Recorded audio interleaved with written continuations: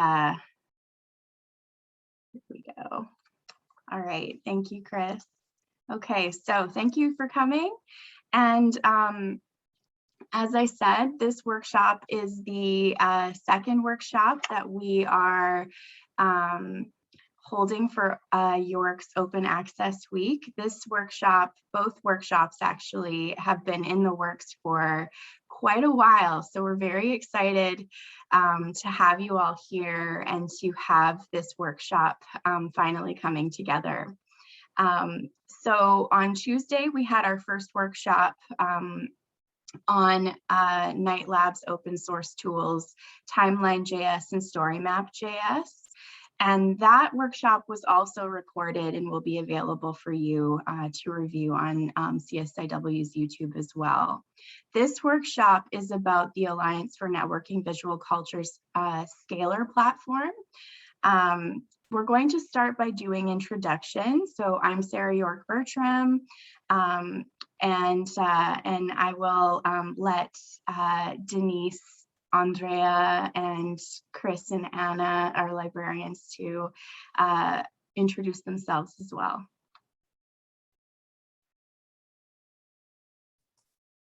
Good morning, everyone. My name is Denise Challenger. I'm a graduate student in history at York, and I also work in the nonprofit sector right now at the Network for the Advancement of Black Communities. And I'm really excited that you're here. I've been able to put together my love for DH with my current work, and I'm just interested in this chat. So thank you.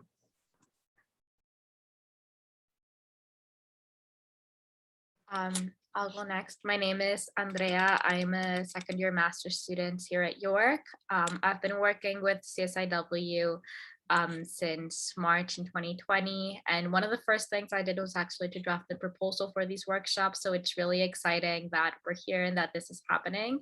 It's been a long time coming, like Sarah mentioned. So throughout the workshop, I will be monitoring the chat. So if you have any questions, you can ask them in the chat and I'll do my best to answer them, or let either Denise or Sarah know that there's a question.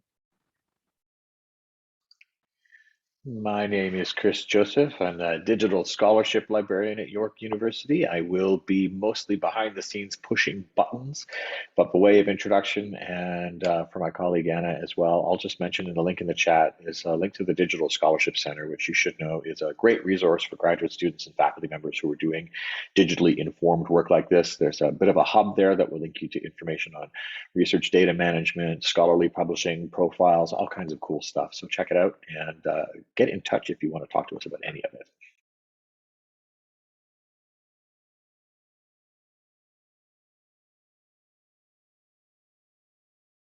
I feel like Anna might be frozen. Thanks, Chris. Good morning, everyone. My name's Anna St.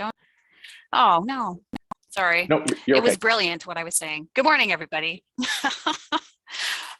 Good morning, everyone. My name is Anna St. I work at Digital Scholarship Infrastructure at the libraries. And I'm so happy to see it's unstable. So I'm going to go off my video, but I will be available through the chat. Welcome, everyone. Thank you so much for those introductions. And now we're going to move to the introduction to the Pressbook that Andrea has been putting together for these workshops. So Andrea, take it away. Thanks, Sarah. So over the course of preparing for the workshops, we also decided to prepare a Pressbook as a companion to these workshops. So as Sarah mentioned, both the Night Labs Tools workshop and the Scalar workshop will be recorded, but you will also have access to a Pressbook, which will serve as a guidebook for how to create your own timeline or story map, which were the Night Labs tools that we worked with, and also how to create your own Scalar project. For the Scalar section, we have provided further instructions for everything we'll be covering here, and we've also provided you with reflexive questions to take into account when creating your own community-facing Scalar project. And the best part is that this Pressbook will remain available to you after the workshop if you need to go back and look at the tutorials. I will now move on to the land acknowledgement, if that's okay, Sarah. So we recognize that many Indigenous nations have longstanding relationships with the territories upon which your university campuses are located that precede the establishment of your university. Your university acknowledges its presence on the traditional territory of many Indigenous nations. The area known as Tekaronto has been taken care of by the Anishinaabe Nation, the Haudenosaunee Confederacy, Wendat. It is now home to many First Nation, it is now home to many First Nation, Inuit, and Métis communities. We acknowledge the current treaty holders, the Mississaugas of the Credit First Nation. The territory is subject to the Dish with One Spoon, One Plum Belt Covenant and agreement to peaceably share and care for the Great Lakes region. I'm so sorry, I feel like I'm misreading words. But to learn more about the Conjugal Slavery and War Project's commitment to human rights, reparative justice for Indigenous people, and decolonization, please feel free to look at our full land acknowledgement, which is also available in the Pressbook. I'll post a link in the chat. Thank you so much, Andrea. So now we're going to move to a little chat icebreaker. So if you could in the chat, introduce yourself, your research interest, and then answer the question, what do you like most about digital workshops like these? So I will put the question,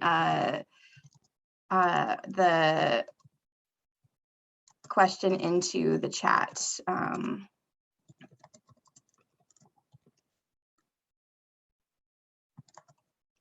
And go ahead and start introducing yourselves in the chat now if you would like.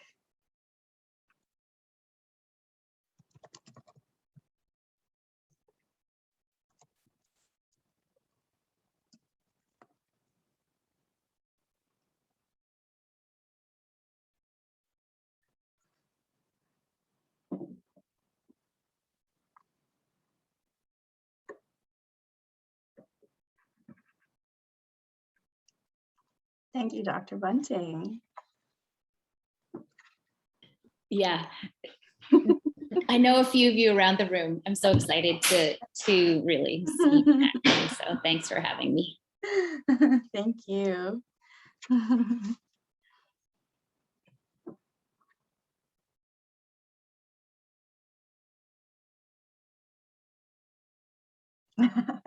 Thanks, Chris.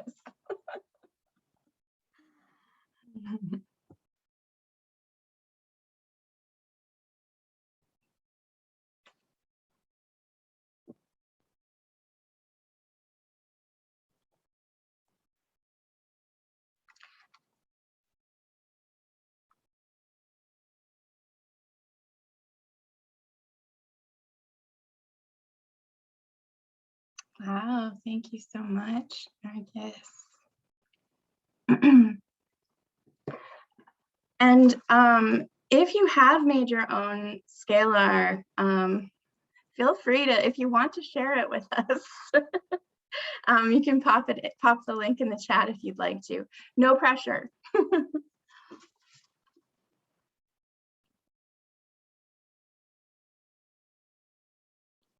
Yeah.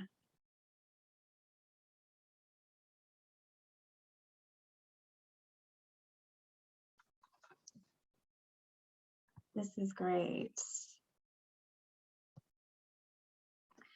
And so another aspect too that we would like to discuss and to make space for as well is what specifically has brought you to the workshop. So feel free to use the chat or to use your video if you would like, or your audio, to chime in with what's brought you to the Scalar workshop today.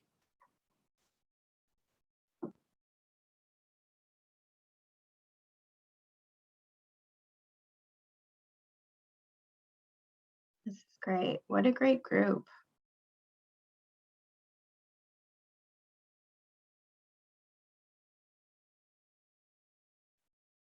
Wow, that first Scalar workshop is now used at Osgood. That's wonderful.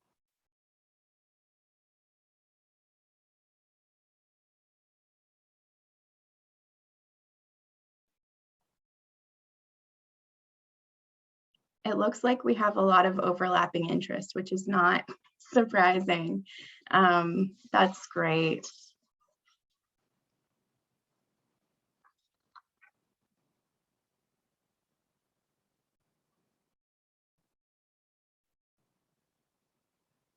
I'm curious if anyone's here today who has not had any experience with Scalar. Anyone, reaction, hands up if you have not had any experience with Scalar. You don't really, okay, we've got Patrick, we've got Chica. Yeah, Alma, that's great. Welcome, welcome. That's great. Yeah, so Scalar is designed to be a tool that folks with very little experience, coding experience, it's a really good introductory tool. And so, I mean, I think we'll also say, those of us who've worked on it, that, you know, the learning curve is steep a little bit at times, but it is a brilliant tool for a very wide range of projects and needs for projects. So, yes, steep curve, but worth it. Exactly, Denise, exactly. So any other, any folks here? I know we've got someone here who's actually made a Scalar. Denise has made a Scalar. I've made a Scalar. Andrea has experience as well, because she has contributed so much to the Scalar that we've worked on together. Has anyone here had experience with Scalar? That have they made their own? I'm thinking here, you know what, looking at everybody, I think everyone's replied so far. So we have some folks who have experience and some folks who don't. For those of you who have not had experience, I'm curious about how what you were hoping to garner from this workshop today.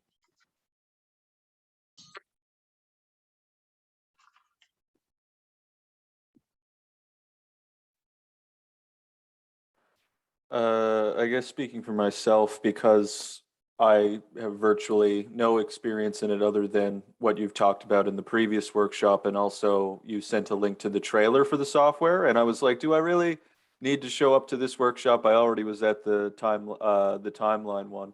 Yeah. And the trailer won me over. I was like, okay, this is interesting enough that like it would be worth it. Yeah. So particularly, I'm really kind of curious about seeing, like, though it may not be relevant to my research exactly per se, my research does deal with a lot of digital media, a lot of digital files, and I was just even debating whether it would be like a companion kind of musings and note taking kind of personal thing to just kind of keep myself in check as I went along, right? So I'm just genuinely curious about the applications now and what it could potentially offer.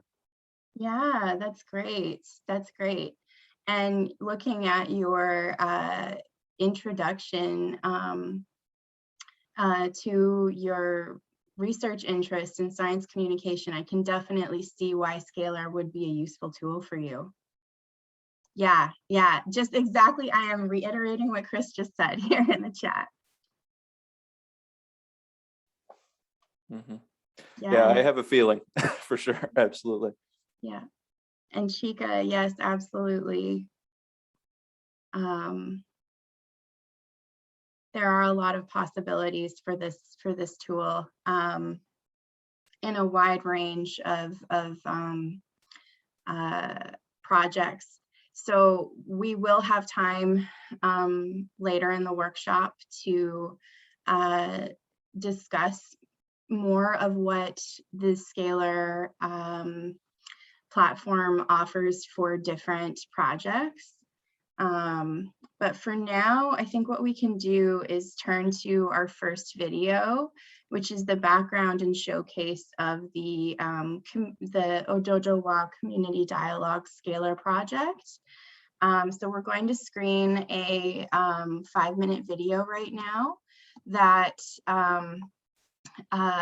is a backgrounder for the project that Andrea and I and Professor Bunting have been working on, and also Denise Challenger has acted as a digital humanities advisor for the project as well. So Chris, go ahead and start that background video for us.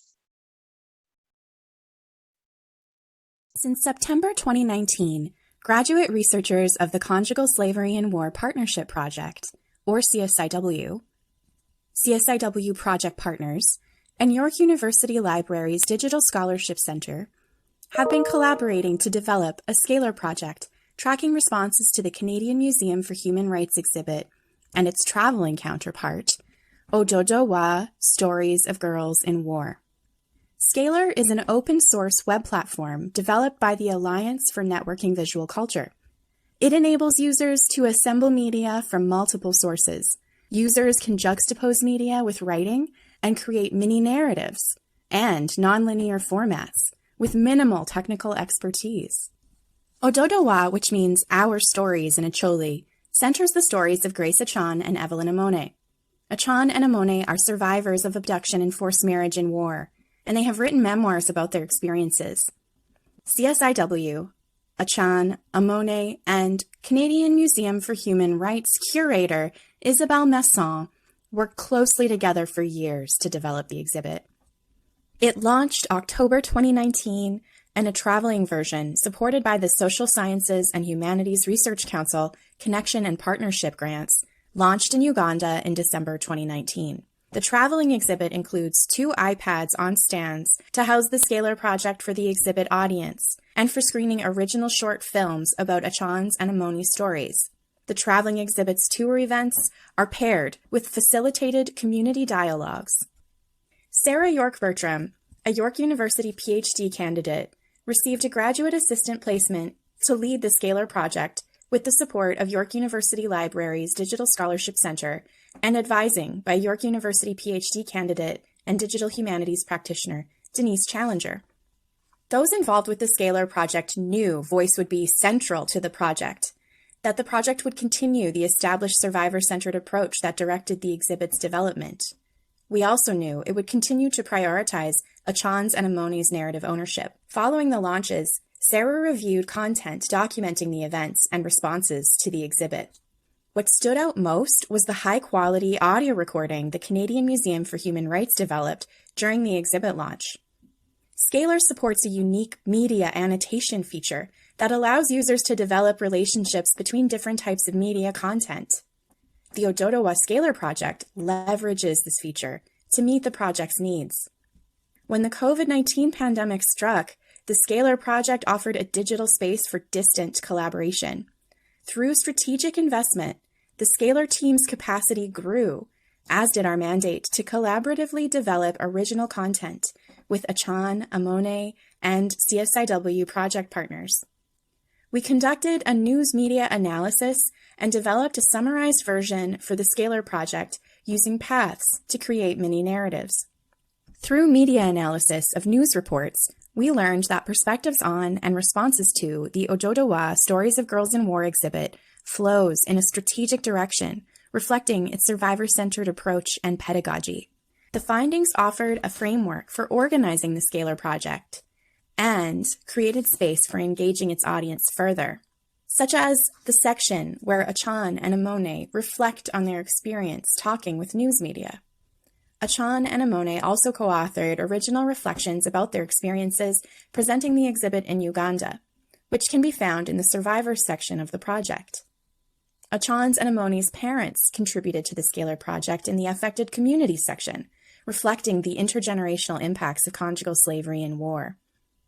CSiW project partners made significant contributions to the project as well, such as the Refugee Law Project and Julieta Doach, who wrote an original reflection on her experience facilitating community dialogues around the traveling exhibit in Uganda. During the summer of 2021, York University undergraduate student Lorenzo Serravalle designed the project's cover, background, and 2 digital drawings that emerge from place-based perspectives that anchor the exhibit in its regional context. CSiW's partnership with York University Libraries' Digital Scholarship Center was founded on a commitment to building a community of practice around open access digital projects at York University. It is in that spirit that this workshop has come about during York University's Open Access Week. In the next section of the workshop, Sarah will show how to develop relationships between digital audio recordings and digital images on the Scalar platform.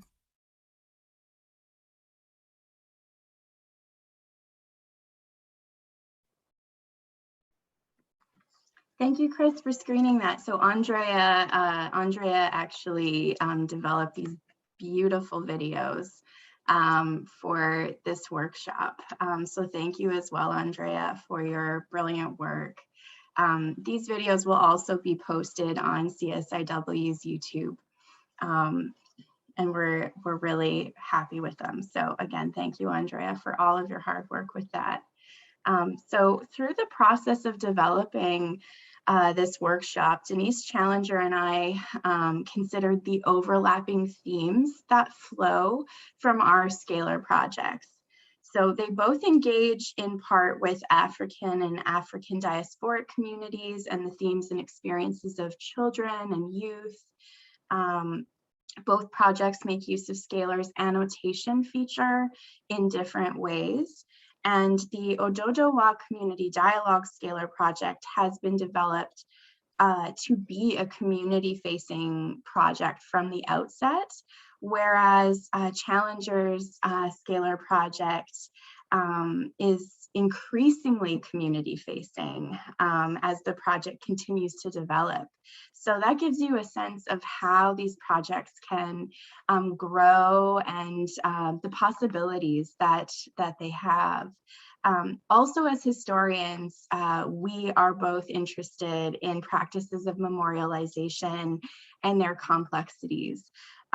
So that's some of the context of what we have focused on today for the workshop content.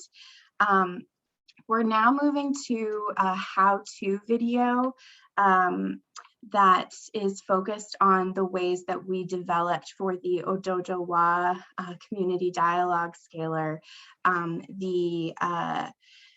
relationships we developed on that scalar between audio and images. So Chris, you can go ahead and start that video for us as well.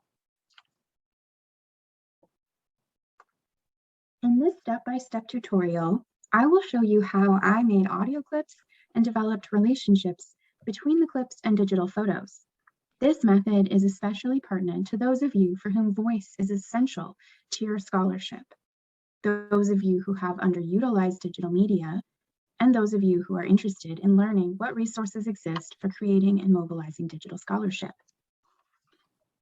Grace Ochan and Evelyn Amon were abducted as girls. The time they survived captivity spanned adolescence and early adulthood.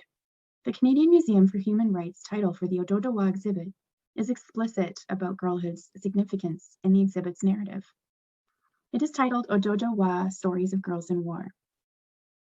This flows from girlhood's significance in both Ochan's and Amon's stories and in the exhibit's artifacts, such as the young adult novels that Ochan liked to read when she was attending school, and the blue school sweater. When Ochan and Amon escaped captivity, they were adults and they both participated in a support group for women returnees through the Justice and Reconciliation Project. That's where Ododowa started, and where a small group of survivors made drawings depicting their memories and experiences as part of a healing process. Those drawings were also a center of discussion among the group, and through their inclusion in the exhibit design, the dialogues continue and the women's and girls' experiences are memorialized. While debriefing with exhibit designers about the exhibit's launch and reviewing the photos and transcripts, I made note of moments that demonstrated the exhibit's utility for Ochan's and Amon's storytelling. The exhibit has been designed to be an advocacy tool that mobilizes storytelling for policy change. The Canadian Museum for Human Rights developed a licensing agreement for launch audio recordings used for the Scalar project. Achan and Amam selected photos and signed off on their selections, as well as the CMHR's audio recordings use in the project. Then I set to work creating audio clips that would pair with the photos. The following example, which centers a specific moment in the exhibit's launch, has been developed for this workshop with Grace Achan's permission. Thank you, Grace. You can find this example on the survivors page of the Ododowa Community Dialogues Scalar project.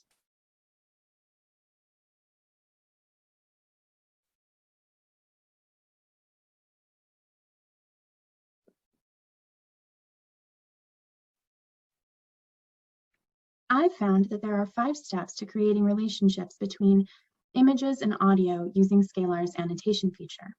Step 1, evaluate media and text. Step 2, make audio clip. Step 3, importing media into Scalar. Step 4, annotating. And step 5, save and view. Let's start with step 1, evaluate media and text. Start by familiarizing yourself with the audio and related media files. While listening to the audio file, note the sound quality. Consider the relationships between the audio and other media. Were there photographers or videographers capturing what was going on at the time of the recording? In our case, CSiW and CMHR captured the event with photographs. If you're working with various partners and organizations for your project, it's also important to familiarize yourself with best practices and ethics protocols in relation to digital humanities scholarship and other intersections of your Scalar platform project. As I mentioned earlier, a licensing agreement with the CMHR was required.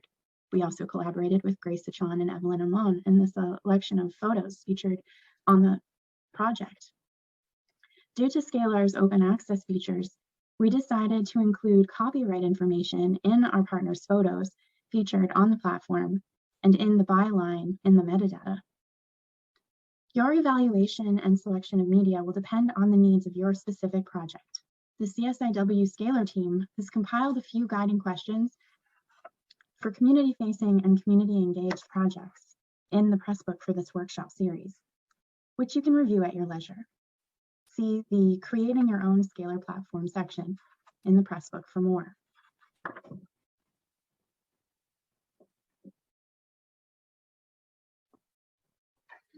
At CSiW, the team transcribed audio and video recordings from the Ododowa exhibit events.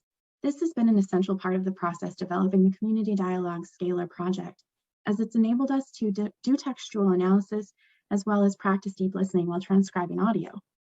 We have also benefited from partners sharing transcripts with us. If you have a transcript that includes timestamps like this one, making an audio clip can actually be an easier process.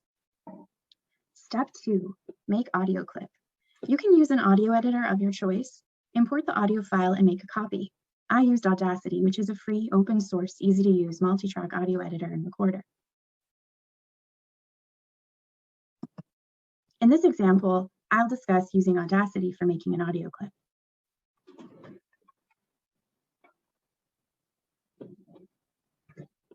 Audacity automatically prompts users to make a copy of their original file while importing it.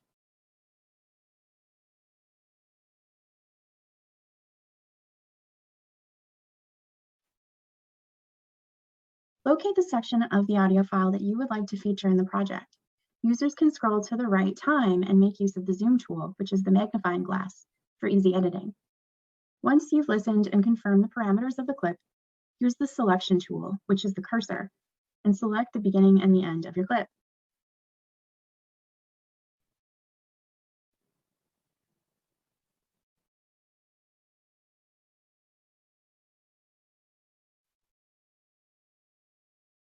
On the Edit tab, select Remove Special, then click Trim Audio.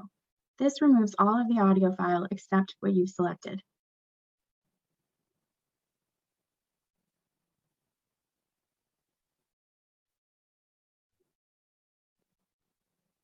You can continue to edit the audio clip if you would like.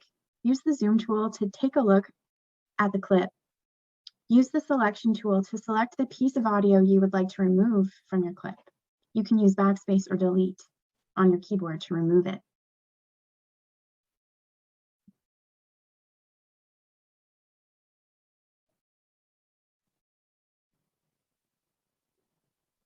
Listen to your audio clip. If it's ready, click the File tab and select Export. If you plan to preserve the clip, save your clip as a WAV file and export it again to make an MP3.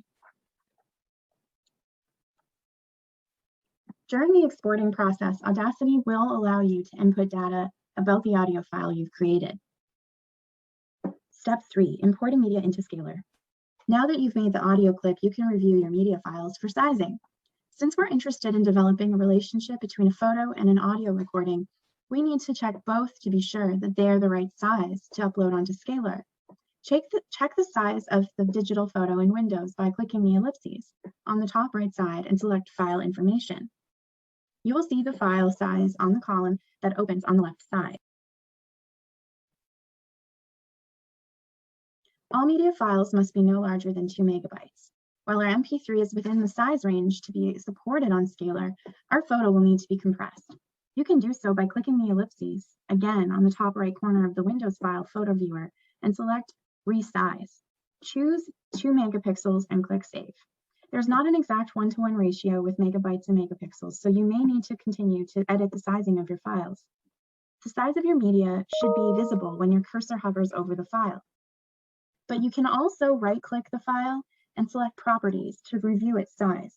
If the files are within the right size range, you're ready to upload them to the platform. Now that the sizes are correct, log on to Scalar. On the dashboard, select Content, then click the drop-down Import Media tab and select Upload File. Scalar will take you to its Upload Media File page and prompt you to create a title, a description, to select where the media will create a file URL, if you would like the file to replace one that is already existing, the metadata fields, and the Choose File tab. Once you've added the pertinent information and chosen your file, click Upload. Do this for both your image and your audio. But please note, sometimes it takes a while for the media to upload, so be patient.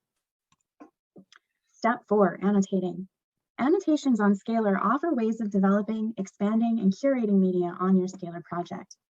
Scalar allows users to annotate a range of media, including audio, video, images, and plain text. And annotations can be used in a variety of ways. Annotated media on Scalar can be hidden or made visible, allowing you to use the same media with or without the annotations. To annotate media, select the paperclip annotation icon when you are on the media's page. It will take you to the annotation editor. Click the plus button to add an annotation and select its location on the image. Add a title and click Done. At this stage, the annotation does not have a relationship with its audio media content. To place the audio media file in the annotation, click the annotation title on the image. It will take you to the annotations page. Click the pencil icon, which is the edit button. Select the inline Scalar media link. The audio you uploaded will be among the media content that you can select. Once you've added your inline media onto the annotation page, it should look like this. Step 5, Save and View. When you've finished adding the information you'd like to include for your annotation, click Save and View. That's how you develop a relationship between an audio file and an image using Scalar's annotation feature. The media you annotated can be featured in more than one place on your Scalar project. The annotation can be made visible or invisible. This also allows you to use the image differently in different sections of your Scalar project.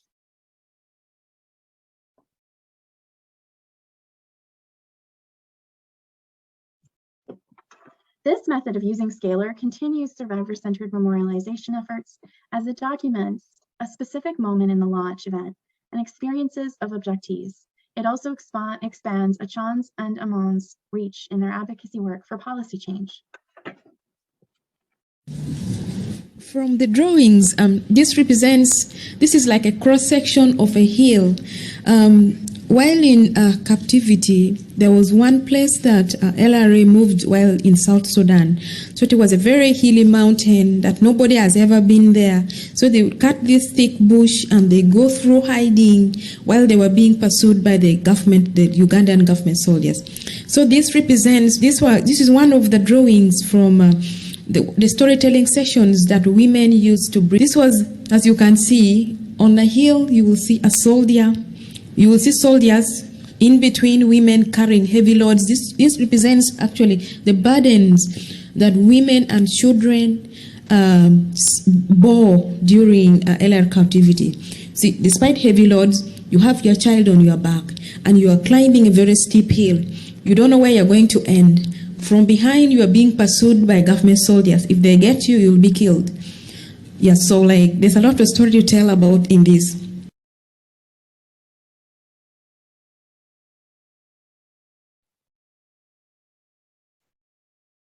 Thank you, Chris, for screening that video for us. And does anyone have any questions or comments about that video? I'll give a little bit of space for that before moving into the next section where Denise's work is featured.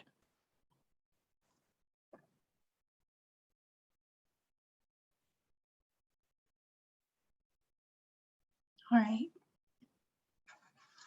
Thank you. Okay. So we will be moving to Denise Challenger's presentation now. So after Denise's presentation, which also includes an exercise that we hope that you will participate with us in, we will have a short break and then we'll move to discussion and playing in Scalar Sandbox. So please sit tight and enjoy this video and participate in the exercise. And we will see you on the other side. Chris, you can go ahead and start that video as well. Thank you, Sarah, for leading us through a fantastic discussion and presentation about creating a relationship between photographs and audio files. What I'm going to do now is take us in a slightly different direction and have us think about what does it mean to label a photograph, and therefore think more closely about the relationship between text and the photo. Before I do so, and as part of doing so, I'm going to actually walk us through an exhibit that I created as part of a pedagogical assignment that led to the creation of a photo essay. So allow me to switch over my screen.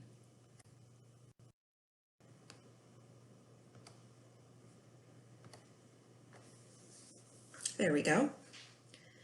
In 2017, I was working as the coordinator of the Harriet Tubman Institute for the Research of Africa and its Diasporas, which was an ORU, or Organized Research Unit, here at York University. A few years prior, in 2013, Tubman received a donation from the Shaw family of photos, ephemera, newspapers, sketches, and film stock related to the Caribbean festival known as Caravana. These items had previously belonged to Ken Shaw, a Caravana co-founder and mass leader who passed away in 2005. Thanks to a connection that a professor at York, Christopher Innes, who is now deceased, but was also an expert in global carnival cultures, had with a member of the Shaw family, Tubman received these files. As a side note, they were actually almost lost due to a flood in the garage one day. And yes, you are allowed to gasp in shock and horror, as any proper historian would, at the possibility that they would be lost. By the time that I had begun working at Tubman, the records were open to the public, but only a few grad students had used them. And I do believe that Christopher Innes had begun to scan them, but what happened to those scans is unknown to us. In essence, the records were there, but not fully utilized. We have since moved them now safely to Scott Library for proper preservation and wider community public access. The exhibit today, Play in Mass, contains some of those records. The exhibit is the result of an experiential learning initiative led by Samantha Kuchwara of the Office of the Vice Provost Academic and Anna St. Tong of York University Libraries with the support of the Academic Innovation Fund. They invited Tubman, along with 3 other research units, to participate in a pilot project intended to provide content for a new university-wide instructor's manual on incorporating digital pedagogy in the classroom. Specifically, each research unit was expected to scan 200 images from its holdings. Over a period of 4 months, from each of these images, each of us was required to build an archive, curate an exhibit, and create several document analysis assignments. The intention being that upper-level undergraduates could complete all 3 endeavors. We could have chosen any platform to work with, but because of my training and experience, I chose Scalar.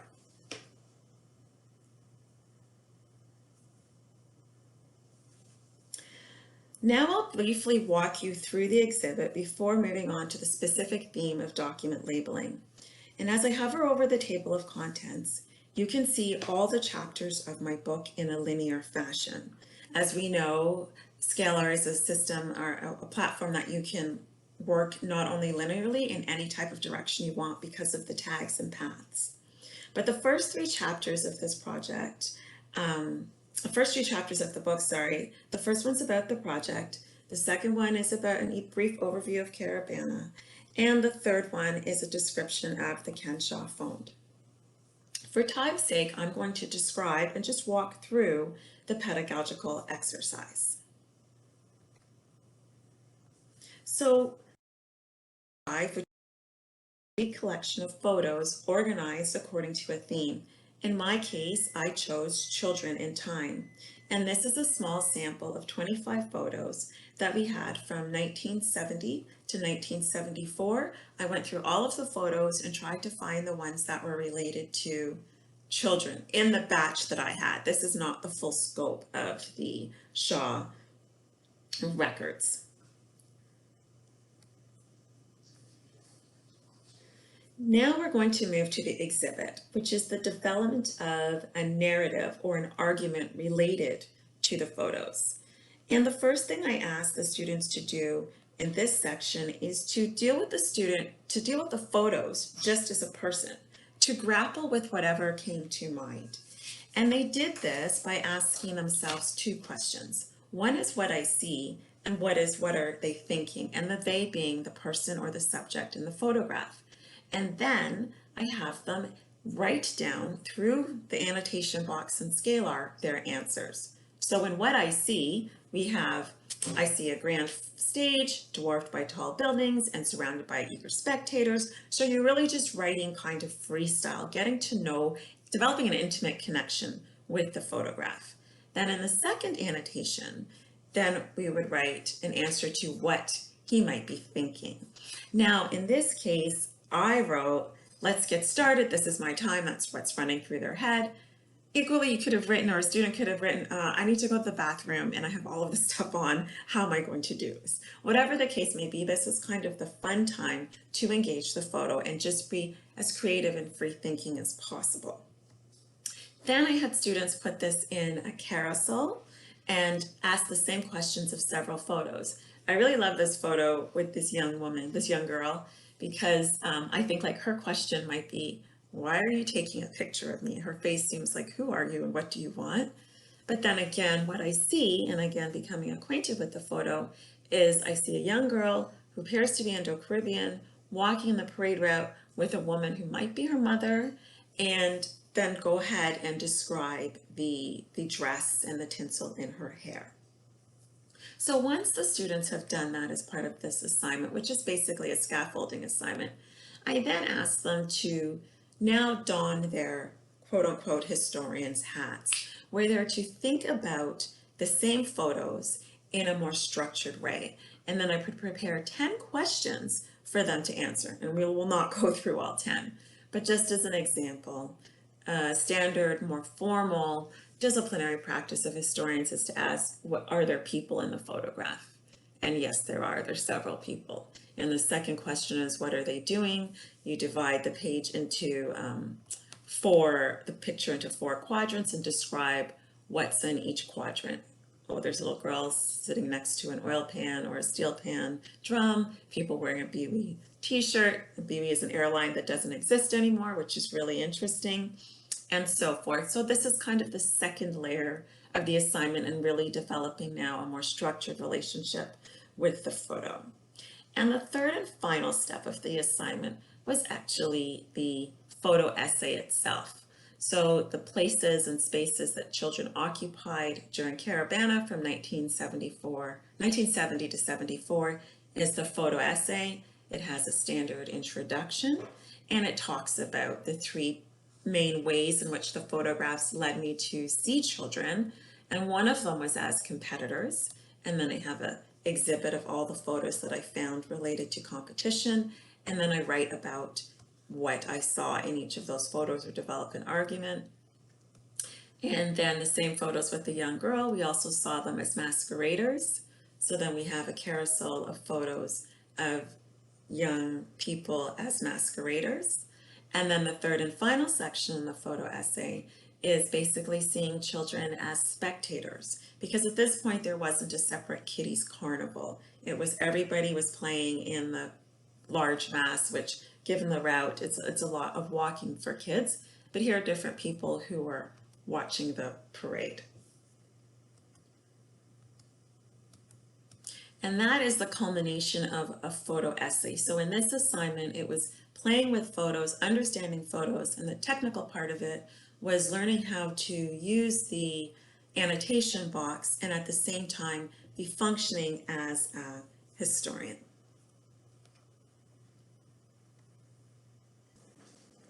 One of the most fascinating things, or my biggest learning lesson about doing that exhibit that I just walked you through, was actually switching my hat from the historian, and I say this with small quotes, to becoming the archivist, and to actually think about the dynamics of power that come with labeling a process, labeling a photo, and the process involved. Previously, an archive was a place that I entered and extracted information from. I spoke to an archivist, told them what I wanted, and received the information. And I knew, of course, that not all voices were captured. Generally, it captured the records of the elite, not the marginalized, and that even the records of the elite that were captured were questionable or not covering the full range of the human experience. However, there's a certain power, and I'd like us to do a little exercise to help you understand more of what I'm talking about, that comes with labeling a photograph. So I'm going to go switch back my screen and ask you to play along with me as we do this exercise.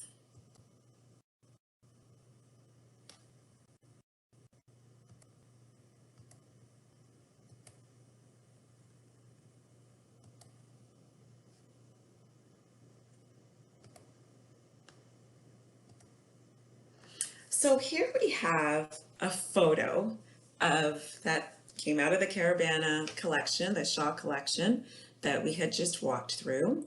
And what I'd like you to do in the chat right now is actually label this photograph. Label it in a way that would be searchable for others on the internet to find it if you were creating an archive.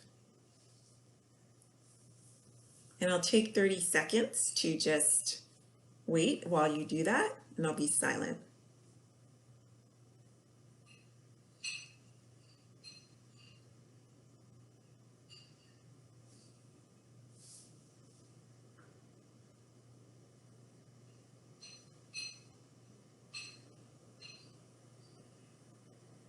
Okay, and you can continue to type into the chat as I go through my experience with this photo, because I consider it my failing upward moment. This is how I labeled this document. Man in a female costume in Caravana parade.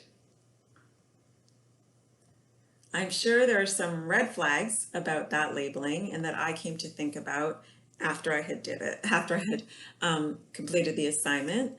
But when I did it, I was just under a lot of pressure and I was just wanting to get this thing done, and I just labeled it quickly. We had a lot of photos, and then I stopped and I paused and I said, there's a certain amount of power I have here, and what did I and did I not include in this labeling?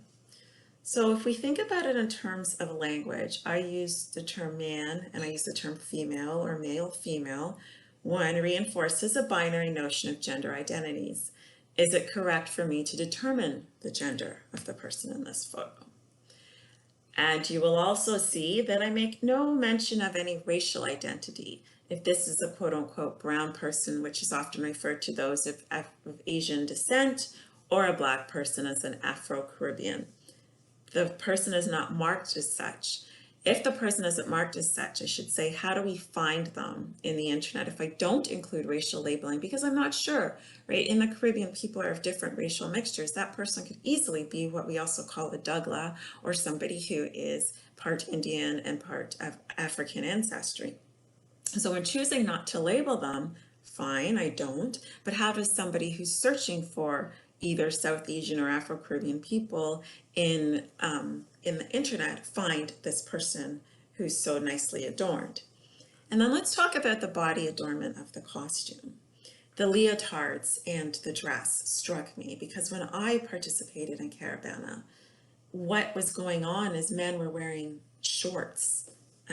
This would not be a costume of when I played Mass, and I won't date myself, but it wasn't when I would play Mass, they weren't wearing these costumes. So that's what struck me, and that's why I said I called it a female or woman's costume. But when I showed this photo to my hairdresser, who was also a Mass leader, she said, no, Denise, look closely.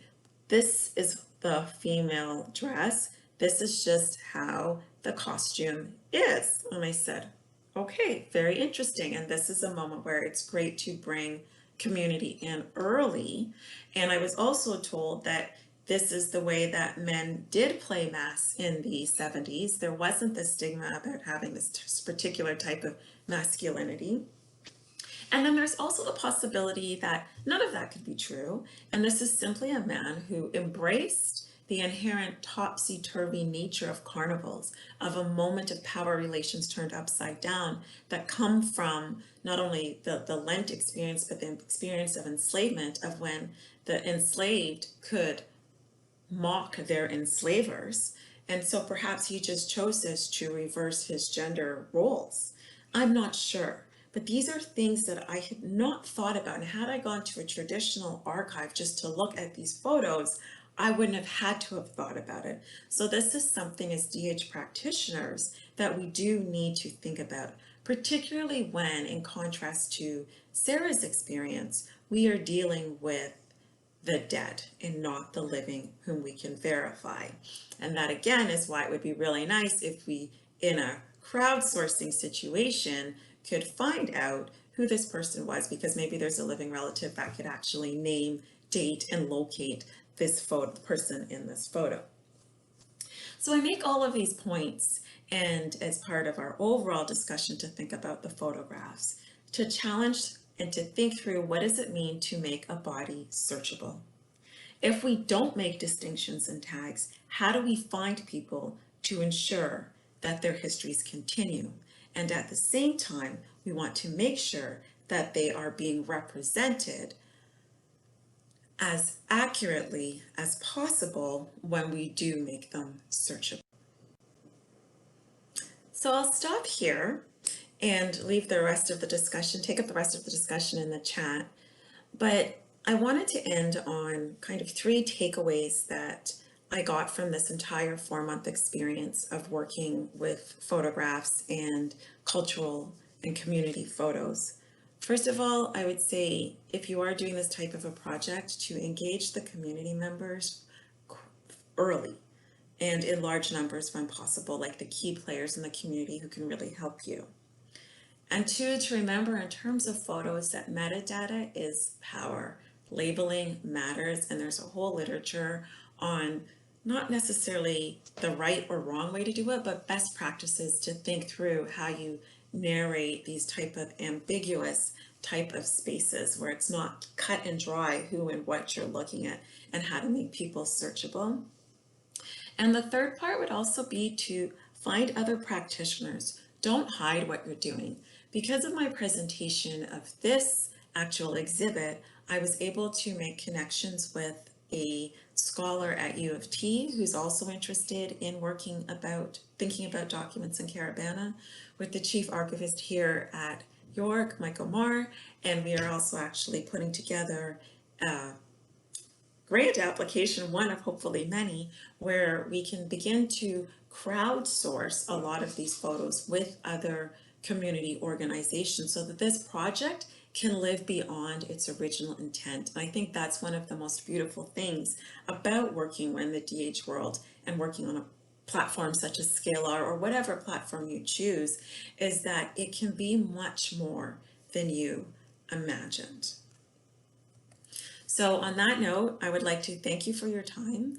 Thank you for spending time with me and Sarah, and we both hope to chat with you more in the live session. Thank you.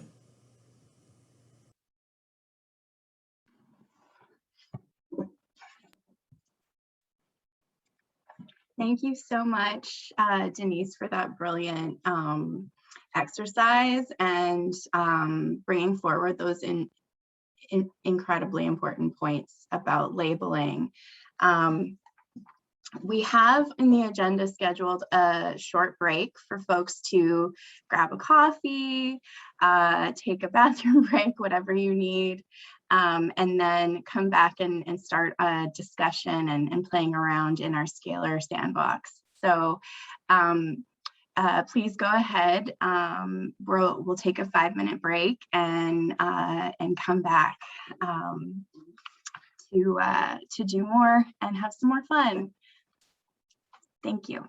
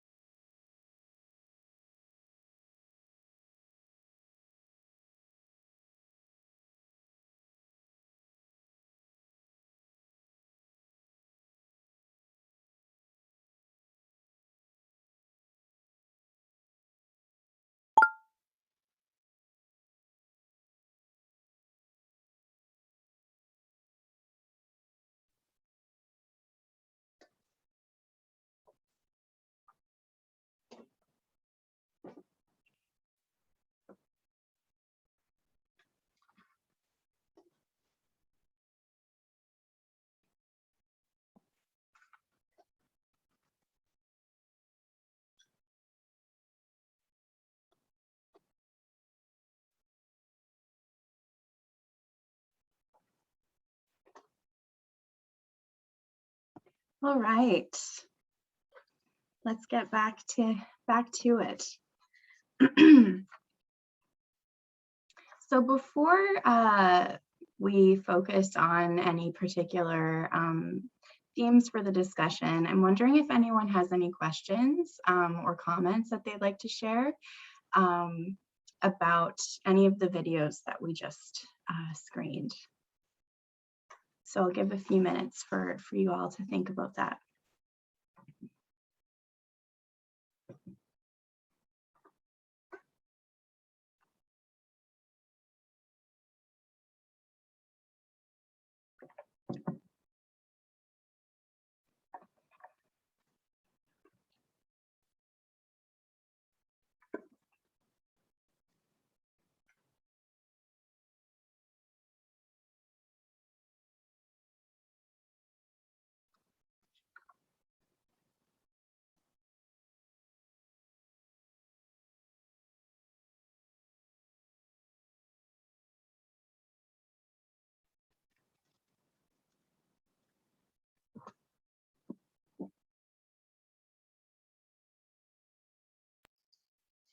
I can pop in with a question, certainly. Sure, I'm thanks. curious, yeah, I'm curious to know even from your perspective, because Scalar, you can put in this media as objects, and the relationships between the objects can be almost anything you define. Can you both perhaps just share a little bit of what it was like to think about a collection of media and try to think about how they relate? Like, what was that process like? Was that a linear process? Just share your reflections on that. Yeah. I can start unless Denise, you want to jump in right now.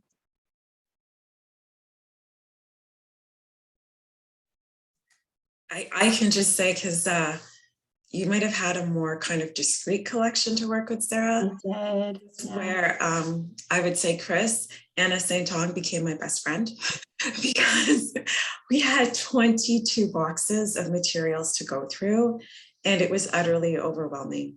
And then she just broke down a process of like, go through the boxes, find a theme, spend 20 minutes, give yourself, because you could spend 2 hours on each box just going through like all of the material, not just the photos. So I was incredibly overwhelmed. So she put in like kind of disciplinary measures, just 20 minutes, note what they are.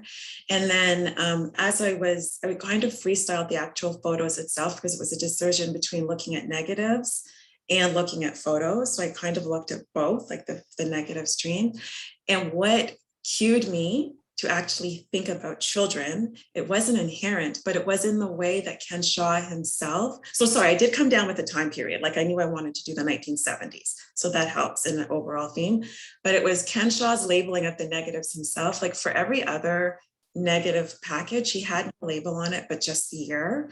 And with the negative stream for Kitty's Carnival, he wrote Kitty's Carnival and the date, and it made it seem special to me. So it was kind of, I felt like he was, I know this sounds really weird, but like he was speaking to me to clue in to look at Kitty's, because he marked his documents differently when it had to do with children. So I said, this is something that he's finding important.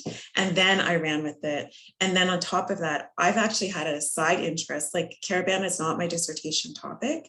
I've been really interested in it. And I also found there's very little writing on children in Caravana. There's a lot of stuff on sexuality and women and bodies and dancing in Caravana, but not the children. So it kind of like sparked my interest, if that helps. And then I decided, okay, well, now I'm going to go look through photos for children. That early process was a lot of Anna help me and her helping me. And then just kind of serendipitously looking at a label. And I was like, oh, this is kind of cool.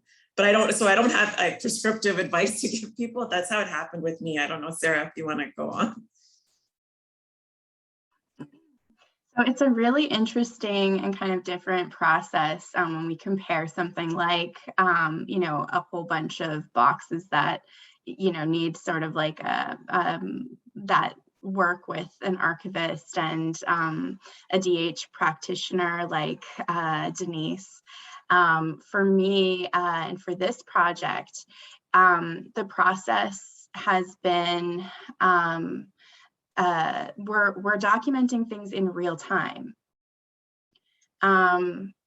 So there's that. There's also the aspect of the survivor-centeredness and the way that the process of selecting photos and things like that all have to be collaborative and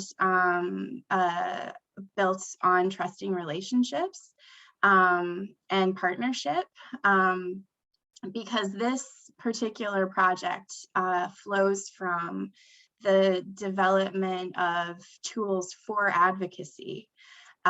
So the process of thinking about the relationships between the media and how that would translate onto Scalar has been collaborative, but also it's been about centering voice as much as possible, because both Achan and Amon have written memoirs and have significant experience as researchers and advocates, and they speak publicly about their experiences and about the needs of survivors.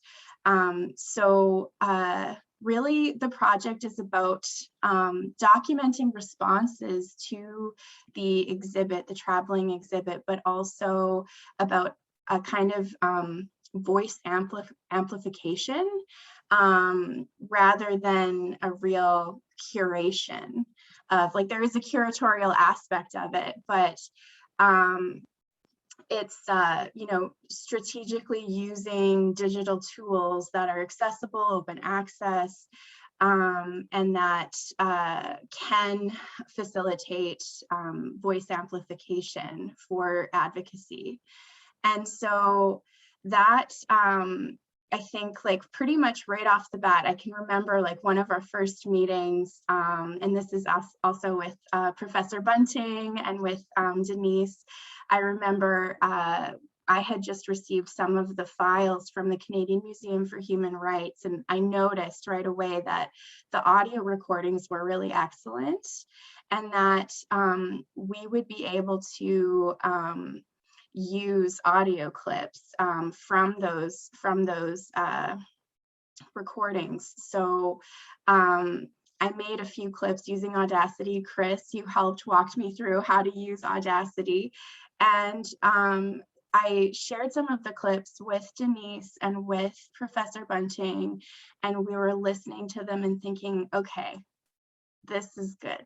Like, this is what, you know, it's all right there, and establishing the relationships between the audio and photos, which were being documented throughout the exhibit events.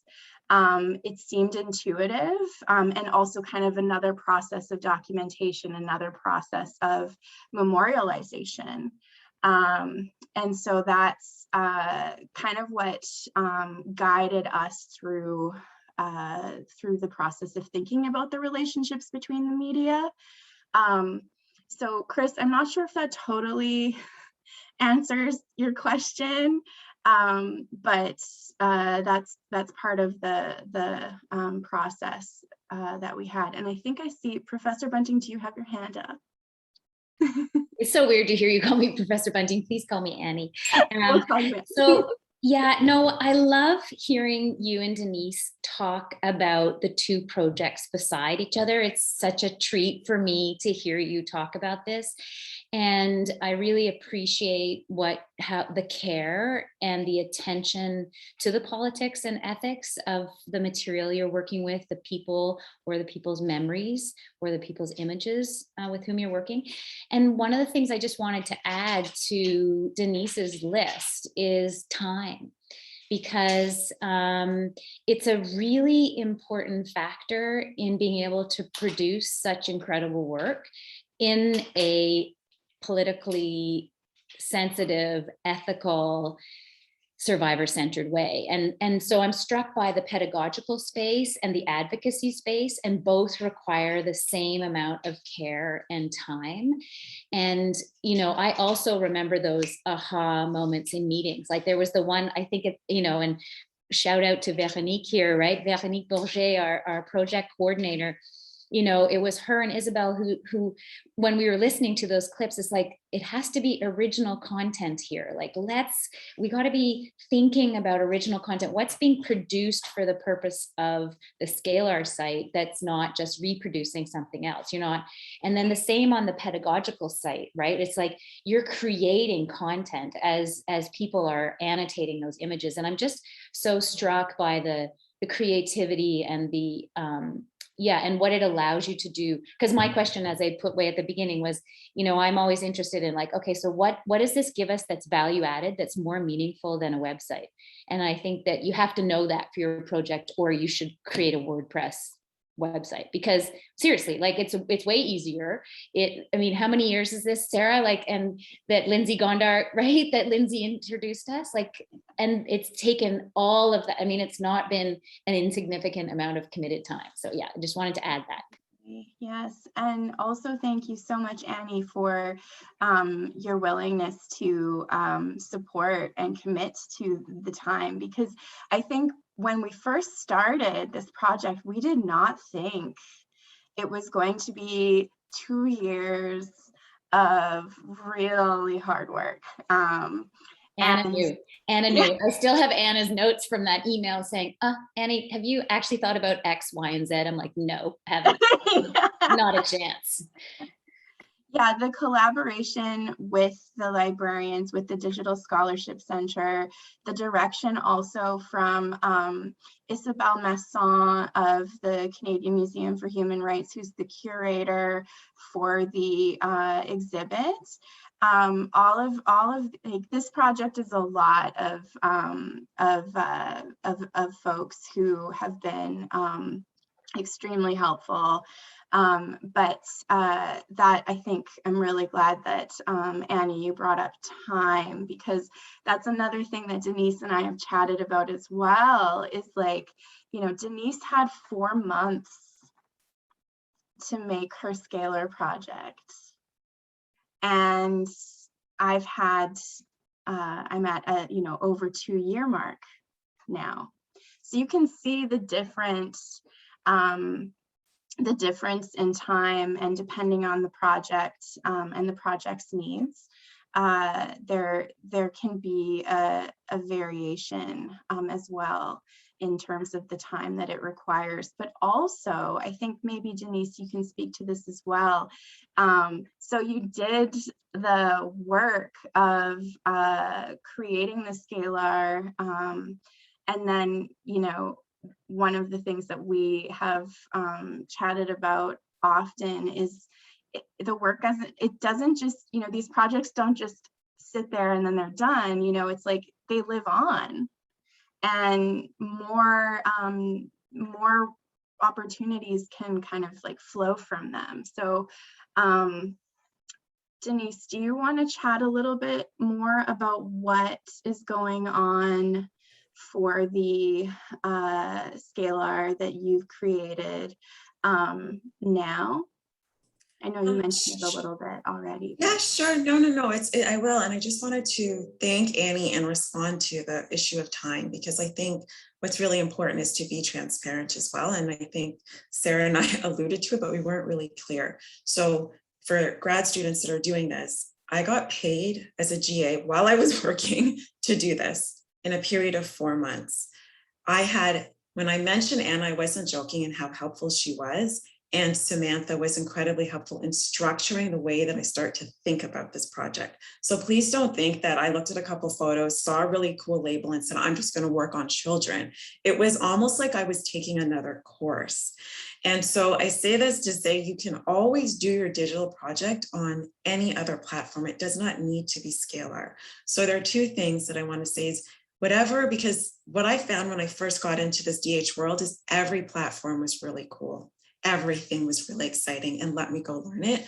Understand what you want from your project first, and then find the platform to serve your own research question needs. Don't get pulled into, oh my God, platform, Scalar does this, I want to do this now, it can do X, Y, and Z. But if you are also, and I don't know if Sarah remembers this, but if you are going to use Scalar, Scalar begins on a whiteboard. before you even get any of the technology, understand the story you want to say, understand how you want to use the paths and tags, do everything literally on a whiteboard with Post-it notes first, and then you will be less confused when you jump into Scalar. So it is about having resources. I had an incredible team and many people to speak to. It was great that there were 3 other research assistants at the same time, because we had focused kind of conversations about what's working well, what isn't. There was another woman there, Stephanie Power, I believe that's her last name, Powell, I can't remember, Anna can tell me, who was actually building out an instructions manual to how to use Scalar at the same time. So we had a lot of help, and that's why at the beginning I said, find your people, find your tribe, like find other archivists. Do not do this on your own. It is a hugely collaborative effort. And even for Sarah and I, just back and forth, we spoke about this every week, every Friday. We just sat there and talked about this. And I was just one way in which Sarah was working on the project. She had the assistance of Andrea and all the other people that she mentioned. So take it slowly is all I want to say. And thank you, Annie, for reminding us about the question of time.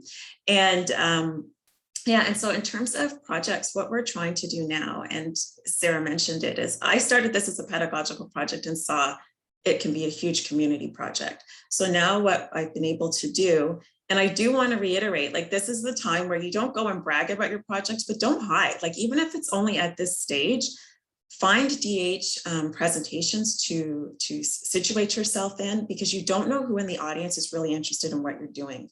And out of presenting this at a different conference, I was able to connect with scholars at U of T, and the chief archivist at York approached me because they're applying for Hidden Archives, CLIR, it's a proper grant. They're applying on hidden documents. I'm not saying it properly, but they're applying for a grant about preserving these same Shaw documents. And we're at stage 2 of it. So I was pulled in not only because of the Scalar project, because I'm connected with members of the Caribbean community who can also add voice to this project by training youth in technology, by not identifying the labels, as we've mentioned, or thinking about how we're going to use it for social media.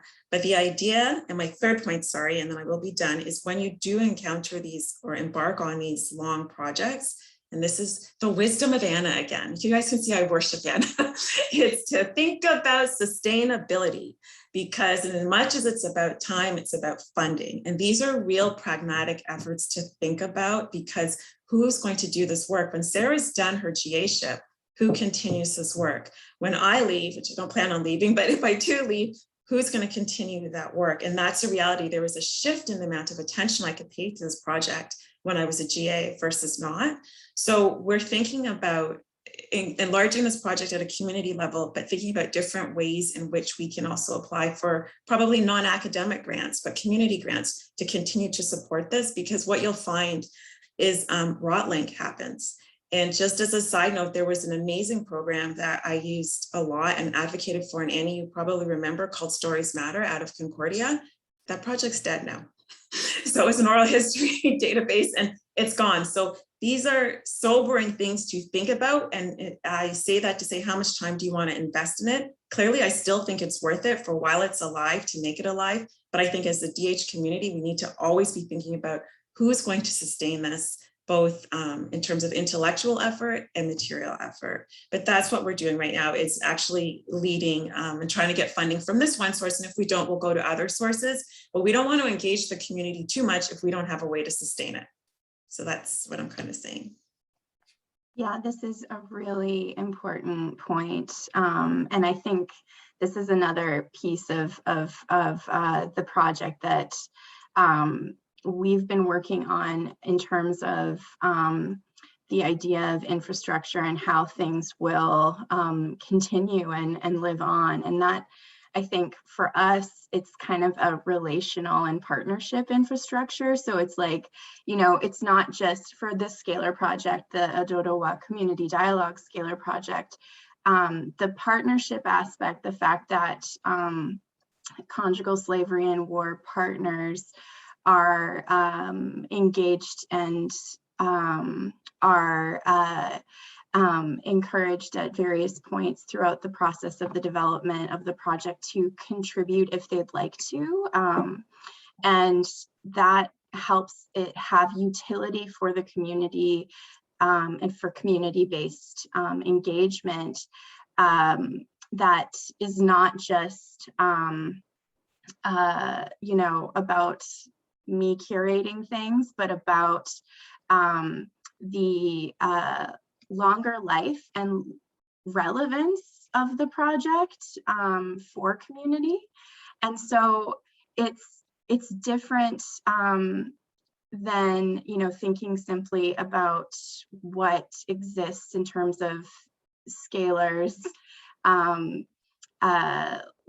life, but it's another thing that we think about often, because there was a few instances where, you know, something maybe is the actual material that we posted.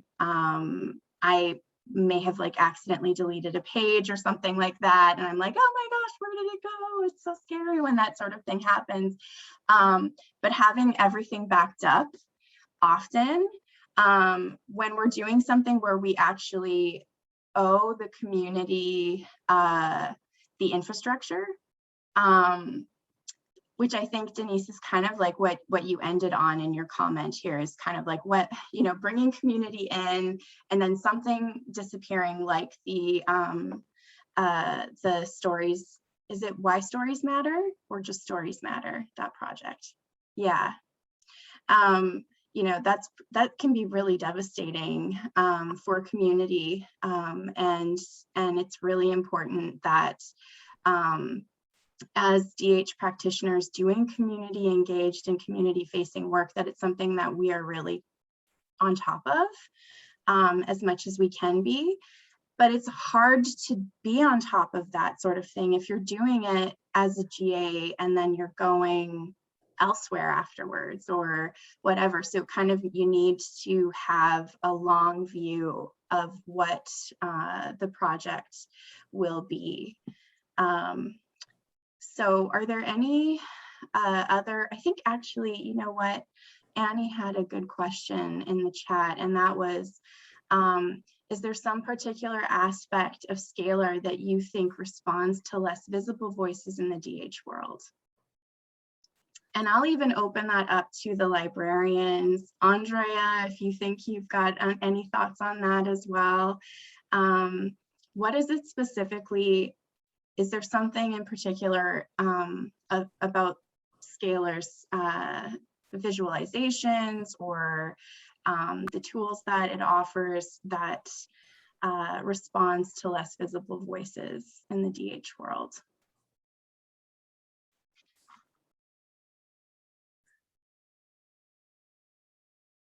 I can just, while everyone's thinking, I think one of the nice aspects of Scalar for me is, and although I didn't use it a lot or we didn't focus on it, it has a wonderful interface for embedding videos and making that be part of a narrative, and the same type of annotation of videos.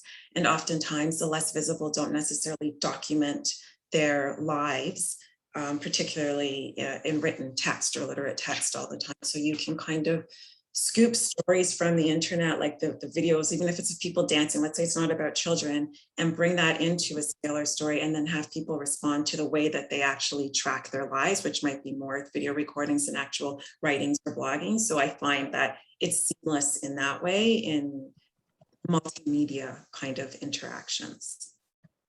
I don't know if that's what you were thinking about, Annie, but that was just some of it. And then, but just to the actual point, I wanted to reiterate that a lot of what makes DH sustainable is having people believe in it and understand it. So it's still important to bring your project. I mean, I think some people were working on policy, law, whatever. It wasn't necessarily history, but the more you're out there, you're familiarizing people with the language of DH, with what it is, so they can be part of your sustainability efforts too. So it's not that, I don't want it to be like you don't want to bring it out to the community and then it collapses, but as you bring it out to the community, they can be your biggest advocates and advocate for themselves, whether it's legislator, getting more grants, you never know, right? So the more you introduce people to this work, I still believe in doing it, but be very clear and honest with them up front. Don't promise them the world, like let them know these are the realities, but as they understand, and even our angle of like dealing with youth and archiving, why is it important to archive?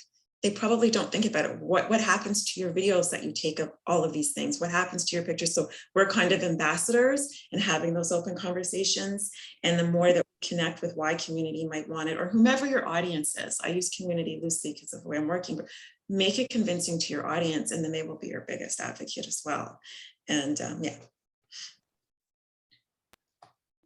I have a couple of thoughts I can add on that visibility question, which I think is so critical. And I think it's one of the things that's unique to Scalar versus many other sort of online publishing platforms, is that Scalar breaks the mold of format over narrative. I think if you think about most traditional scholarly publications, even if you were to have a WordPress site, for example, and there are many examples of think of this where you think of it, it's like a book, right? There's front matter, and there's orders, introduction, and there's chapters, and there's a very linear process of going through it.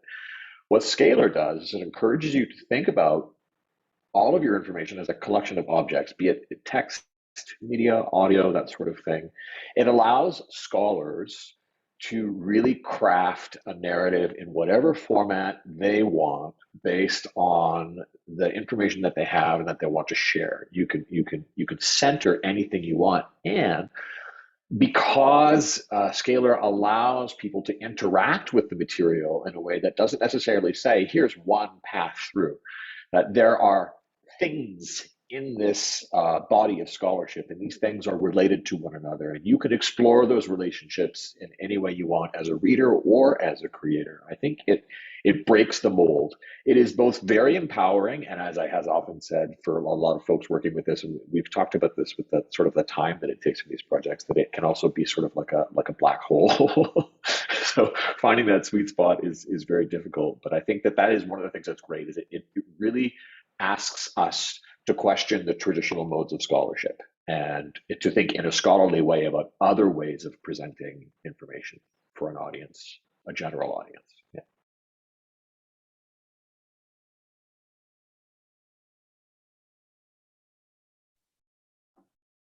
Thank you, Chris. Anna, I see you have your hand up. I do. I'm just going to stay off my video just because of my connection today. Sure. Just to build on what others have said is I think because Scalar was developed by visual researchers, they don't, text is not privileged in the conversation in some ways. So I don't want to attribute too many aspects to a piece of software, but I do feel like, as Chris says, it flattens the hierarchy of things that you can use to tell your story. So you can, so often, and I come from a history background as well, so often images and audiovisual material, when you're trained as a historian, they're treated as afterthoughts or as window dressing. Whereas you can, as Denise, you're so aptly illustrated, like it can become the thing you want to talk about and the thing that demonstrates your argument. So I do feel the way the developers of Scalar as visual researchers are thinking about audiovisual material, it can help break us out of really constraining ideas about how to tell a story. Mm-hmm. And it helps us, but there is a possibility of preserving those stories. I think Scalar, it's not perfect, but it can also, you can export your content fairly easily in an unstructured way. And that's what we find sometimes with DH products. They can be really glossy and really slick, but they require maintenance as well. And when you're investigating tools for your scholarship, think about worst case scenarios. If this software stopped being supported, how would I get my stuff out? And even if it's not as beautiful as it looks on the web, can I at least export it in a data way? Like can I get my data out of here in a way that it will still demonstrate what I was trying to say at a certain point in time? Thank you so much, Anna, for that as well. Yeah, that's also an important feature of Scalar, is the exporting feature. And before we're going to move to the Scalar sandbox soon. But just out of curiosity, for those of you who don't have a Scalar, how would you imagine yourself using it? And are you interested in, a community-facing, community-engaged project, which we've been told is kind of a novel use of Scalar? But there's that option. There's also, your own sort of research project. There's also many people using it for courses, for teaching. Some people even use it as kind of like a syllabus that then, grows with student contributions in various sections. How I turn it to you all now, how would you use your Scalar? You can use chat, or you can contribute via video if you'd like, or audio.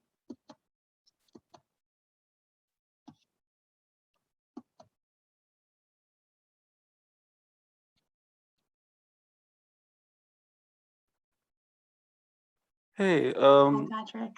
yeah, I'm just thinking here as well. I'm a second year MA going in starting my second year now. Well, I guess it's hard to say starting when it's almost November, but nonetheless, I'm in my second year of MA with the Communication and Culture program here at York.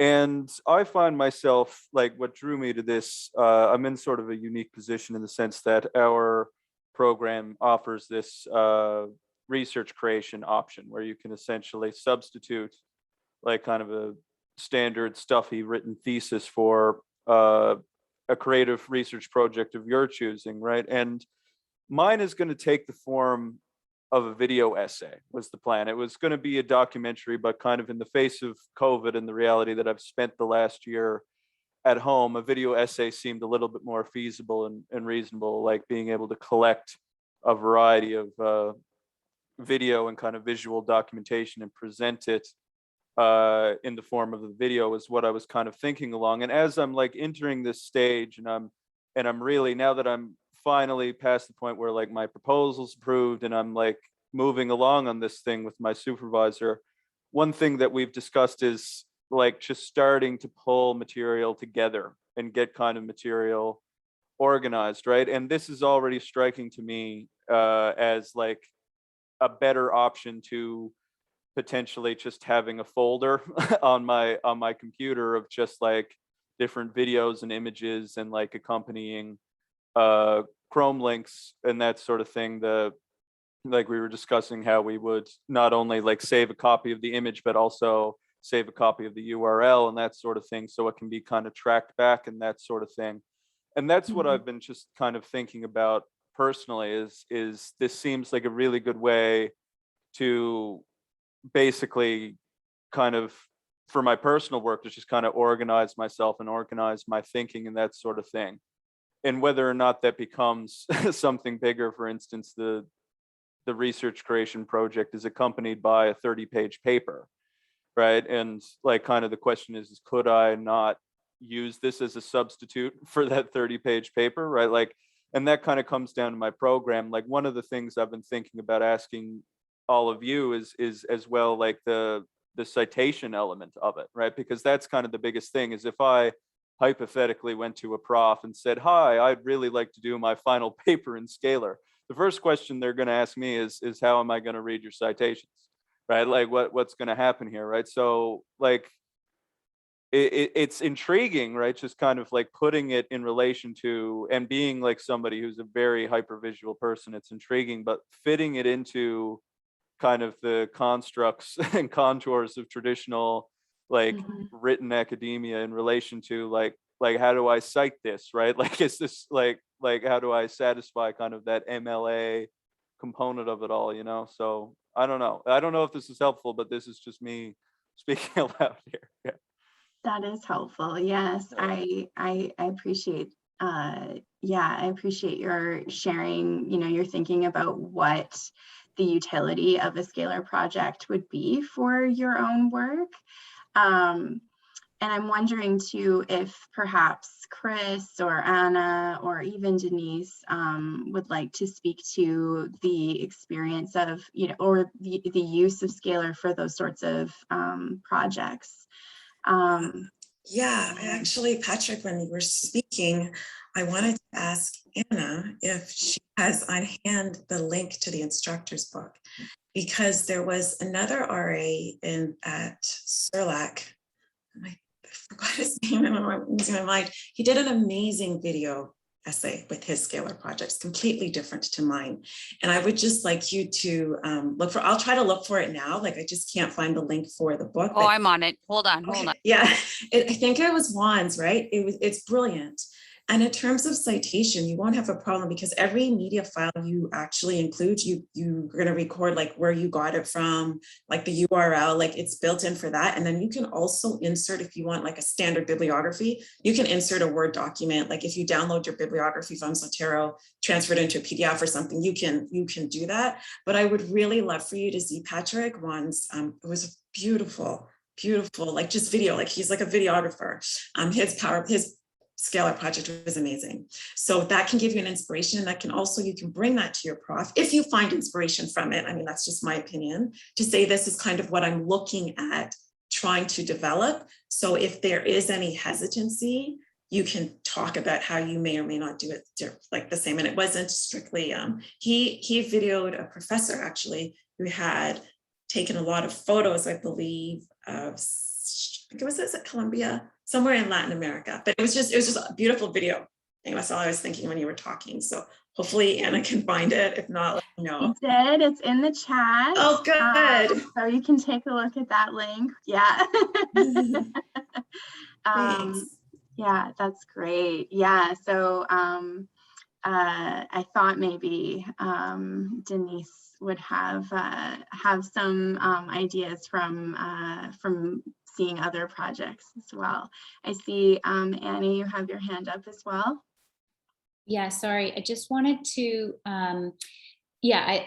what I've always struggled with, or the question I've often asked myself, is that interactive piece. And Sarah, you and I have talked about it, and in some ways you have to curate it, and so maybe not. Or so I really like what you were saying about using it in class and students building it out and so on. I think there's a lot of potential there, because I think that the slightly missing piece in our Scalar is that ongoing dialogue, right, between and betwixt. And so that's all. I was just like, I like hearing about in teaching that works. So yeah, cool. Yeah, it definitely works for I can't remember which, it was one of the materials that the Digital Librarians had suggested that I review when I started the project, was a video that had a few different folks who had used Scalar for various projects, and one of them was for a specific course. And it was an upper year course, and each of the students contributed pages to the Scalar project. So sort of similar to what we're doing with partners, but not exactly the same. The students had the benefit of actually learning what Scalar is and how to use it, versus, how we're essentially going to partners and saying, would you like to write something, or would you like to say something? And so they submit their writing, and then I put it on Scalar. But yes, I think there is an aspect of Scalar that can be used because there's the commenting feature as well. There's those sorts of things that I think it would be really useful to explore more, the kind of like, okay, so if we're doing community engaged, community facing work, can we go into community and somehow facilitate live commenting and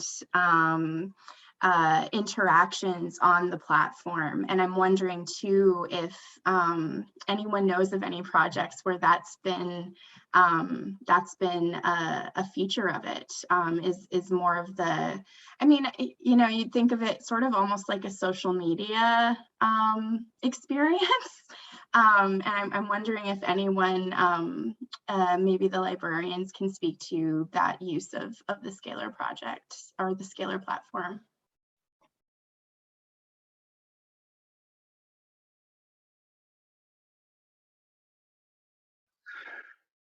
I would say that I'm hard pressed to come up with any specific examples off the top of my head, but especially that. But it has a lot of promise, and in addition to the commenting feature, Scalar also integrates the tool called Hypothesis, which is for a web-based annotation system, which you can just enable on your Scalar project, and that allows collaboration and communication and dialogue as well. I'm going to see if I can find an example of something that uses it, but unless Anna has one, I'm like splashing in the water. Yeah, so we have worked on digital humanities projects, but not in Scalar that used the commenting feature. So this was maybe 5 or 6 years ago when we started with the Portuguese Canadian History Project, the online exhibits that they developed using software called Omeka. One of the challenges was that it does the long tail of the project, like it continues your obligation to be minding that space, right? And mediating comments. So I know with the Portuguese Canadian History Project, we had a few problematic comments that occurred on the exhibit, and we had to address those in a way, but it is something that you have to keep mindful of. So, and sometimes I would say, like, curating, encouraging comments, I would almost time bind it, right? Like have it open or close at certain points, or be capturing community feedback at strategic points, because it can get really dusty really quickly if you're not minding those spaces. You get a lot of bots posting nonsense, or you sort of get these pockets where people have a particular point of view or a particular agenda, and then you just find like suddenly like a corner of your exhibit is just like full of garbage that you have to address. Or worse, a member of the community encounters that conversation and is deeply like hurt by it. So yeah, it's tricky. Yeah, that's so important. And I think that's another even just working in our like knowing some of the things that came up on social media when the Canadian Museum for Human Rights was promoting some of the Ojodowa exhibit stuff. You know, you get some comments that are not really what they don't have like a ton of value, but having something that's timed, and we have, you know, when the exhibit is touring, we have facilitated community dialogues, and there's support that is, you know, built into those dialogues with people who have a lot of experience working with the community. And it's almost like we need something like that as part of the live events where we're using a comment feature for a period of time. I think that would be really helpful, but it's more to think about for sure. And so I think what we should do now is turn quickly to the sandbox like we had planned to. And so can everyone log into Scalar and get into the sandbox? We'll give you a minute to do that. Make sure that you can log on. And one of the things that I will show as well. So for those of you who were at the workshop on Tuesday, I can show you where the timeline that Ming created, where that's housed on our Scalar. Yes, thank you, Annie. So here is the page. If you would like to look, you can see that, and I'll share my screen here too, where the timeline JS is.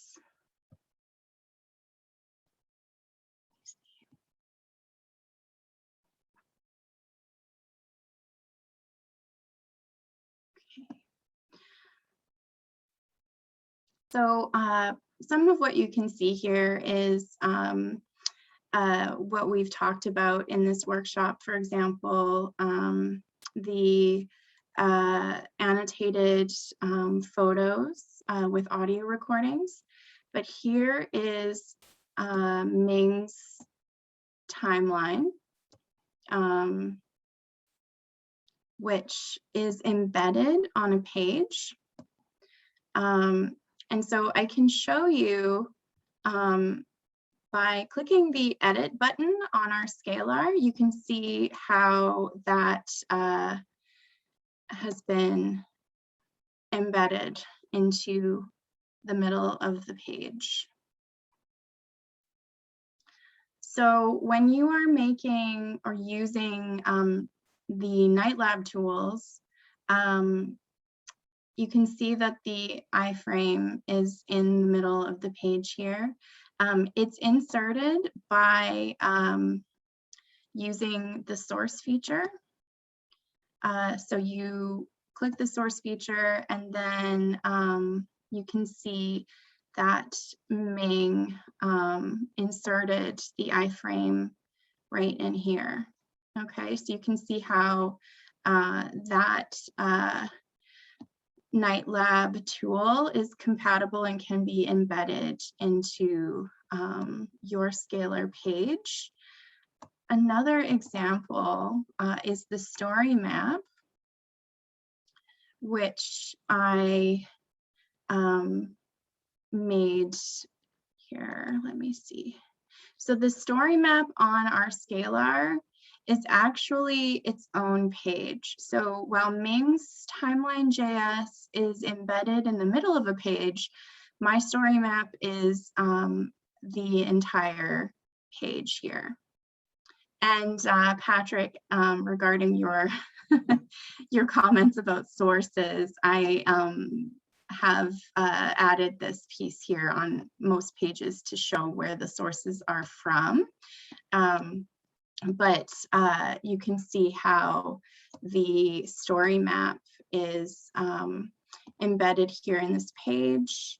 And like the TimelineJS, the process is similar.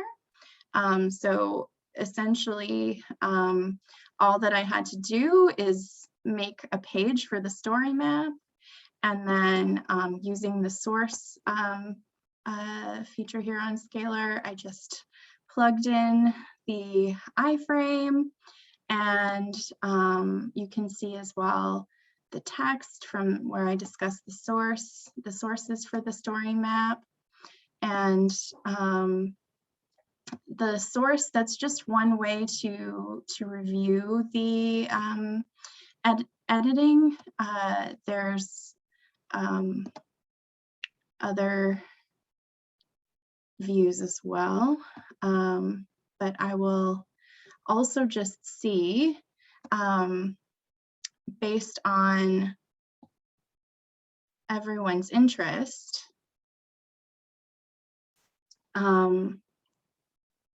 what are you most interested in terms of Scalar's features? So for example, there's the mini narratives, there's the organization that Scalar offers. There's also the way of establishing relationships between media. There's the fact that it's open access and open source. There's also visualizations.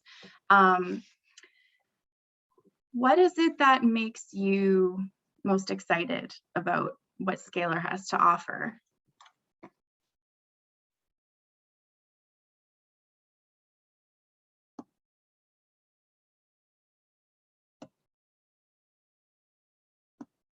And has everyone been able to log on to the, to get onto their Scalar?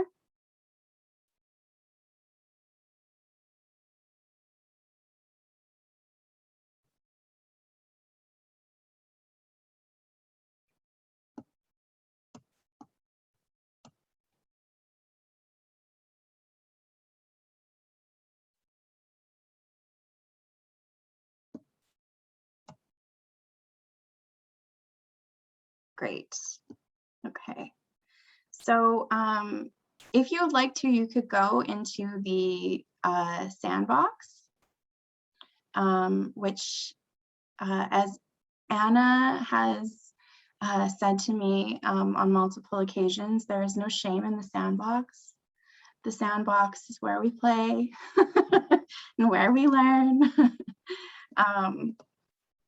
So if you would like to play around in the sandbox, or if you have any questions, please let me know, or ask away right now if you would like. As Andrea said, the paths feature for organizing a project is really interesting and has a lot of utility. Yes, thank you so much, Miriam, for coming. So an example of the use of paths would be perhaps helpful for you.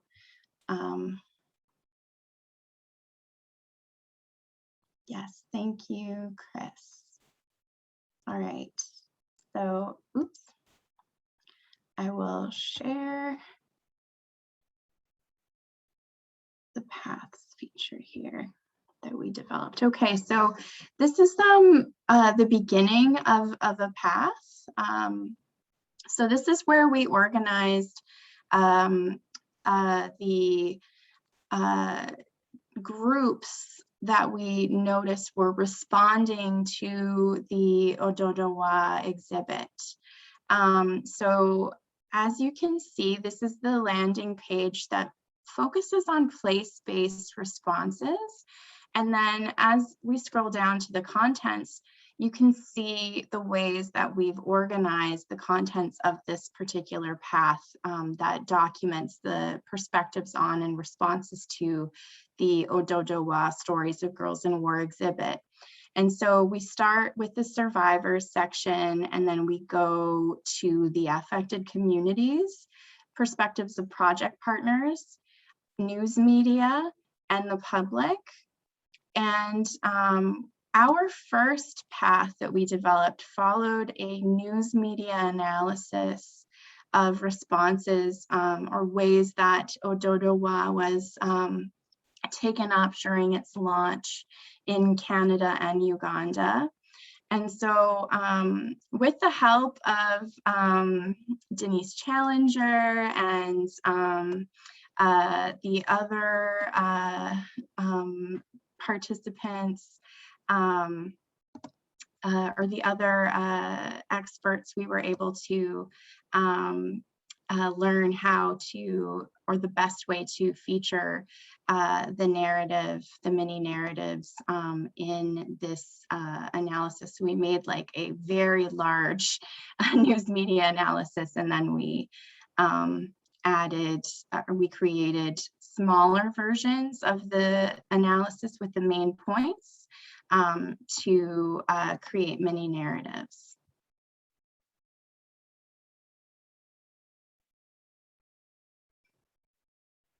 All right, thank you, everybody. So let me just here. All right, so it's 2 minutes after 12 and folks are needing to head out. Before we go, I just want to say thank you again for all of your attention and time. And I also want to encourage you to respond to any of the surveys that we have sent out. We will be sending another survey about this workshop, and we hope that you can give us some feedback about it. So thanks again, everyone, for all of your time. Thank you very much to Denise Challenger for working with me on this workshop. Denise, would you like to say anything before you head back to your other job? I know, like, oh, I have to leave. I have to go put on my work hat now. No, just thank you for everyone. I think for the team that was organizing this, I had said before we started, much appreciation, and I feel it. And for those that took the time to attend, I really hope you learned something. And please reach out to any of us at any time just to chit chat. And like my last words is find your tribe, be part of the community, and be brave and have really fun, a lot of fun with it. And failing is part of DH, but it's a great experience. So thank you all, and I hope to see you soon. Bye. Thank you, Denise. Thank you, everybody. We'll let you all go now. Thank you so much for your time, and we look forward to hearing from you if you have any comments or questions.